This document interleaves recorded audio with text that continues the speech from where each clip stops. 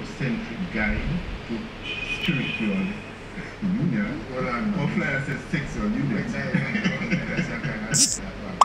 want to jump in before you tell me everything, because obviously we have a bit of a history, and I deliberately said you are a medical doctor, but you use natural healing. Yes, I'm a medical doctor, but I spend a little extra time with my patients. I want to find out why are they really sick, because there are always reasons. Medical science, the way we practice it, tends to pretend that there's no reason for it, no the causes. In other words, I come with you for a cough, and you treat the cough, but when I need to know why I have the cough. I need to know why I have a cough. So suppressing the cough is not too important, because if having the cough, it must be something went wrong. Something is in your lung that ought not to be there. How did it get there? So we're going the extra mile to find it. And what we're trying to tell you in symposia like these is that the causes are not always just physical causes. Sometimes the causes are emotional, psychological, and maybe even things that happened before you were born. And hence the time with the whole emancipation thing, because even the slave experience that we've had has had several repercussions on us as a people. And there are certain diseases that we can actually tie into that experience.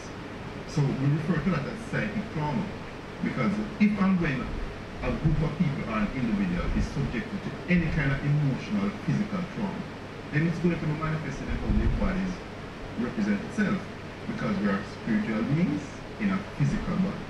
So whatever happens to disturb the thought, the psyche, the emotions is going to play out in the physical body. So we don't just stop at the physical and attack the physical. You said the art of joyful living because it's not as simple as it sounds. Sometimes people say, you know, even a smile on, but not everybody can generate that smile. What are some of the things that we're going to be learning of how joyful living at the Symposium? Well, number one, I want you to recognize that you have the power to change your reality at any time.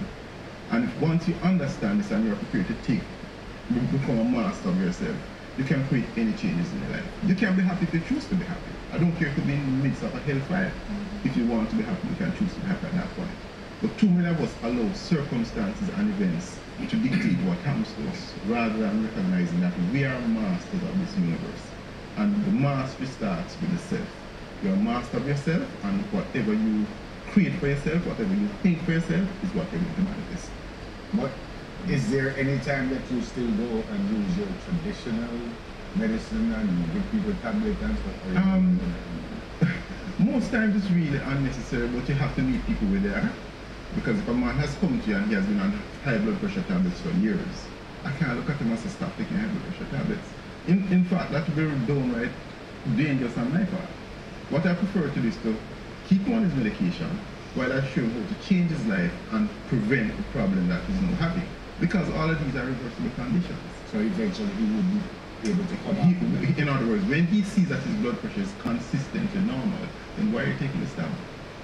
You know? So we're not here to reinvent the wheel. We're just saying that there are causes, and if people are prepared to go to the causes, they will get the results that they're looking for. We're talking about psychological trauma. Part of the challenge, and you said, is getting to the causes first, identifying that you've had the trauma and how it affects you and manifests itself. Is there anything that you could say to our viewers now? I mean, I know you'd have to sit with someone and go through all of it, but the basics of it. All right, for example, this is a very common one. Many people come to us, especially women, with obesity. And we all say, oh, you need to change how you eat, you need to address the food, you're eating too much, you're too greedy, blah, blah, blah. But on closer examination, oftentimes you'll find that these are women who have had major psychic trauma from in their early years. A common one is sexual abuse. And it gives them a sense of not feeling worthy. It gives them a sense of not feeling good enough about themselves. So in fact, from those early days, because of that experience, food becomes a major source of solace. Yeah. So they use food to actually solve that problem.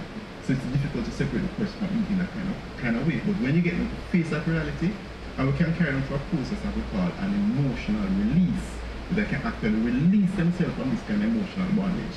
They're free. Once that is done, they're free. They recognize that they can in fact lose the weight and feel good about themselves. Because again, it's about empowering the self. So all of what you just said will be explored. Yes, and that's why I want people to be there so that they can come ask the questions. We are there to help.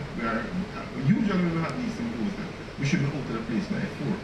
Most times 7, 8, the institute is trying to push us up because it's so interesting. Yeah. People want to see. How much? The entry fee is $1,000 at the gate. You can meet up for $800 pre-sold at Ashanti Vegetarian Restaurant, at the Hungry Wholesome Foods, Rawsome Foods, and at the Lifestyle Transformation Center.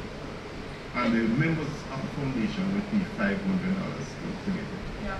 It's critical because even when we look at the health figures in Jamaica, we realize that a lot of these illnesses, hypertension and so on, are really what's most prevalent and that's most damaging to society. And something I should share, so that really got me and literally got my eyes open. When I recognized research that showed that in most cases of cancer, something that we read so much, if you go back into that person's history, you'll find that within the past 2 years, there was some major cause of psychic trauma. And job losses, separation, grief, something went wrong, and they have not been able to cope with it. Because that kind of psychic trauma actually makes the body very acidic, very toxic, and starts a decaying, destructive process within the body. And if you have no idea what is going on, it continues in spite of medical information. It's an interesting story. It's an interesting concept because sometimes when people identify certain conditions, they'll say it's most prevalent in African Americans. Right. So when I heard you talk about psychic trauma and the slave experience, it made me wonder if.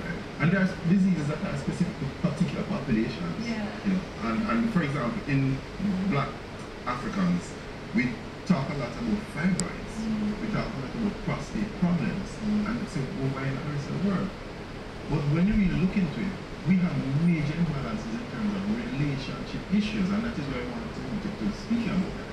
Because relationship issues have changed dramatically from where we're coming from to where we are now. And we are saying that this has a lot to do with what is happening in the present presentation. Alright, so this Saturday, Institute of Jamaica. what time? 10 a.m. And if you need additional information, call us 906-LOVE. That's 906-5683. Good to see you. Thanks for having me. Naturally health consultant. 10 minutes to go. We'll be looking next week.